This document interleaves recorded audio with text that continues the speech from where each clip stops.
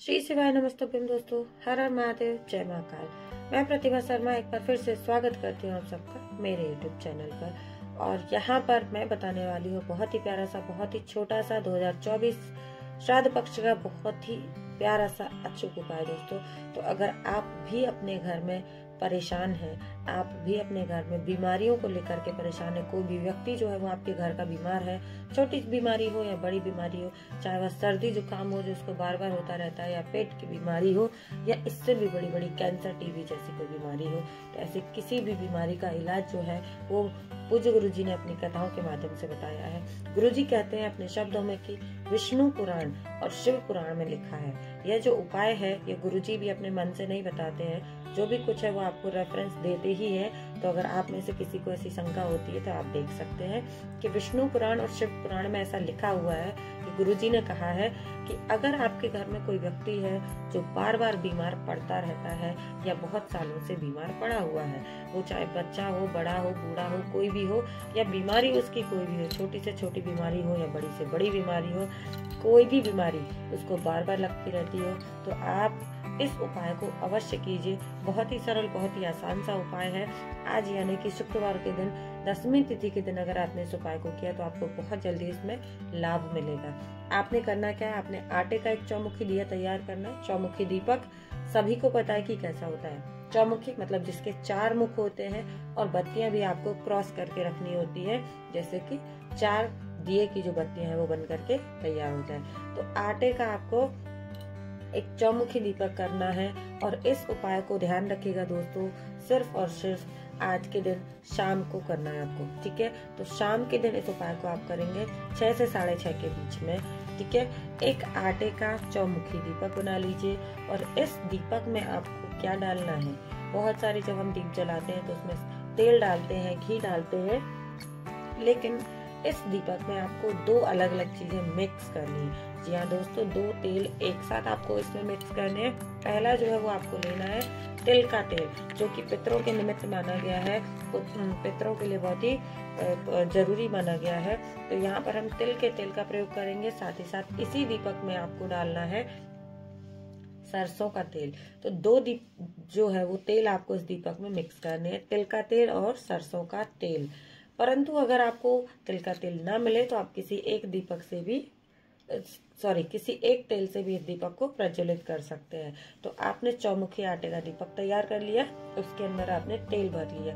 अब क्या करना है, आपको दीपक को जलाना है, और वह व्यक्ति जो आपके घर का बीमार है ना, उस व्यक्ति के ऊपर से आपको 21 बार उतारना है। कितनी बार उतारना है? 21 टाइम्स। जी हाँ, ध्यान रखिएगा, 21 बार उस जलते हुए दीपक को आपको उस व्यक्ति के ऊपर से उतारना है जो कि बीमार होता रहता है बार बार, चाहे वह बच्चा हो या बूढ़ा हो या कोई बड़ी बीमारी से वह ग्रसित हो। तो उस व्यक्ति के ऊपर से 21 बार आपको इस जलते हुए दीपक को उतारना है। साथ ही साथ उस व्यक्ति का नाम और गोत्र बोलना है। और जिस तिथि में आप इस उपाय को कर रहे हैं, यानी कि 10वीं तिथि का उपाय कर रहे हैं, तो आपको 10वीं तिथि का स्मरण करना है। और सबसे जरूरी जो है वो एक विशेष नाम का आपको उच्चारण करना है, आपको स्मरण करना है, और वह है नरसिंह भगवान। जी हाँ, नरसिंह भगवान का आपको स्मरण करना है, उनका नाम बोलना है, और साथ ही साथ उस व्यक्ति का नाम और गोत्र लेकर के जिस तिथि में इस उपाय को कर रहे हैं उस तिथि का स्मरण करना ना भूलें। इस उपाय को जरूर कीजिएगा। और जब इस जलते दीपक को आप 21 बार उस व्यक्ति के ऊपर से उतार देते हैं तो इसे ले जाकर के अपने घर की चौखट पर रख देना है। मतलब चौखट से थोड़ा सा आगे रख दीजिएगा। इस दीपक को, जलते हुए दीपक को ले जाकर के चौखट के पास, चौखट से थोड़ा सा आगे रख दीजिए। और यकीन मानिए कि वो जो व्यक्ति है, जो रोगीला व्यक्ति है, जिसको बार बार होते रहते हैं, तो उस रोगीले व्यक्ति का रोग जो है वो जल्दी से जल्दी महादेव जो है वो दूर कर देंगे।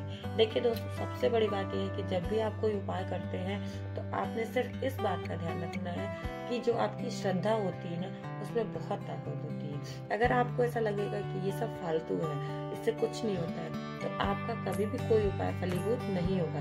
परंतु आप किसी भी देवी देवता के ऊपर पूर्ण श्रद्धा के साथ जब कोई उपाय करते हैं, पूर्ण विश्वास के साथ ये करते हैं कि मेरा महादेव सुनेगा, मेरा महादेव जरूर करेगा, तो इतना विश्वास, इतनी श्रद्धा ही आपकी बहुत जरूरी है और बहुत महत्वपूर्ण है। भी कोई उपाय करें तो पूर्ण श्रद्धा के साथ कीजिएगा, आपको उसका फल अवश्य मिलेगा। तो पहला उपाय तो हमने यहाँ पर बात कर ली है दोस्तों, है ना। और अब मैं आपको यहाँ पर बताने वाली हूँ दूसरा विशेष उपाय, ठीक है, जो कि आपको करना है काले तिल पर। श्राद्ध पक्ष विशेष उपाय है दोस्तों, पितरों के निमित्त है।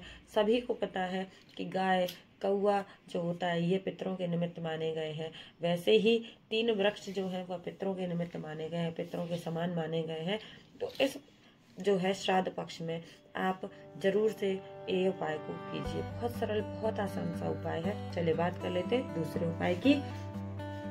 और इसमें क्या करना है, अगर आप कहीं बहुत बाधाओं में घिरे हुए हो, बहुत सारी आपकी तकलीफें हैं, बहुत सारी रुकावटें हैं, आपकी नौकरी नहीं लग रही, बहुत कोशिश कर ली, बहुत महादेव को जल चढ़ा लिया, पूजा कर ली, लेकिन आपकी इच्छा पूरी नहीं हो रही है, तो आपने क्या करना है, नौकरी व्यवसाय आपका बहुत अच्छे से चले, सब चीजें आपके जीवन की व्यवस्थित हो जाए, आपकी बाधाएं दूर हो जाए, आपके जीवन की रुकावटें दूर हो जाए, तो इस उपाय को श्राद्ध पक्ष में जरूर कीजिए, ताकि आपके पितृगण जो है वो तृप्त होकर के अपने लोक की ओर गमन करें और आपको बहुत सारा आशीर्वाद दे करके जाए, ताकि आपका जीवन जो है वो सुखमय हो, फलीभूत हो, खुशियां ही खुशियां हो। तो आपने क्या करना है, आपने लेना है थोड़ी सी काली तिल, 1 या 2 चुटकी आप काली तिल ले सकते हैं दोस्तों। इस काली तिल को आपको पीसना है। सर्वप्रथम इस काली तिल को हम बारीक पीस लेंगे और पीसने के बाद इसको एक पात्र में जल लेने के बाद उसमें मिला देना है। तो एक साफ शुद्ध जल ले लीजिए पात्र में और उसमें आपको कुछ जो है तिल जो है वो पीस करके मिला देना है। साफ जल में तिल पीस करके मिला दीजिए और वह स्थान जहाँ पर कि आपके घर में मटका परिंदा रखा हुआ है वहां ले जाकर के इसको रख देना है और पूरे 1 दिन इस पात्र को वहीं रखे रहने देना है दोस्तों। अगले दिन यानी कि सुबह स्नान ध्यान करने के बाद आपने अगले दिन उठ करके इस जल को, जो वो व्यक्ति है ना जिसके जीवन में बहुत सारी परेशानियां आ रही है, नौकरी के योग नहीं लग रहे हैं, बहुत मेहनत कर रहे हैं लेकिन व्यवसाय नहीं चल रहा है, बहुत बाधाएं हैं जीवन में, तो उस व्यक्ति के हाथ से स्पर्श कराना है। और अगर वही व्यक्ति करे तो बहुत अच्छी बात है, अगर वो ना करे तो घर का, परिवार का कोई भी एक सदस्य इस उपाय को कर सकता है। उस व्यक्ति से इस जल को स्पर्श करा दीजिए और अगले दिन उसको ले जा करके जो